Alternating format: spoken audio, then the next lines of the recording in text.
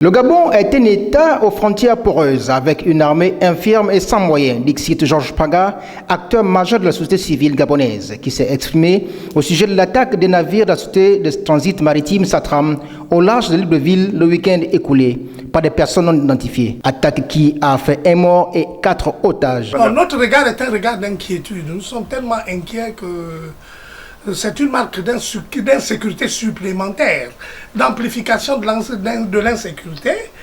C'est la preuve, si vous voulez, la parfaite illustration de l'incompétence de nos autorités, de l'absence d'un plan de sécurisation du pays face aux menaces qui sont perceptibles à nos frontières. Dans une déclaration, le ministre de la Communication, Edgar Anisembo Miakou, a affirmé que tout est mis en œuvre pour retrouver les assaillants avec le soutien d'Interpol. Aussitôt alertés, les forces de défense et de sécurité ont engagé des actions à l'effet de sécuriser la zone et de rechercher les auteurs avec la coopération d'Interpol et des organismes sous-régionaux.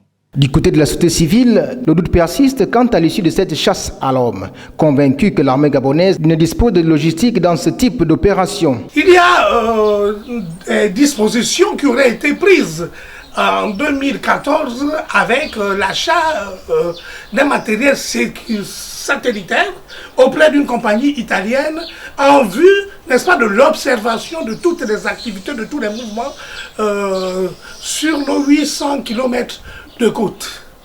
Donc concrètement, nous ne savons pas ce qui s'est passé, nous ne savons pas le résultat de cet achat, nous ne savons pas la finalité de ce processus, et aujourd'hui nous sommes surpris de voir que nos côtes sont attaquées.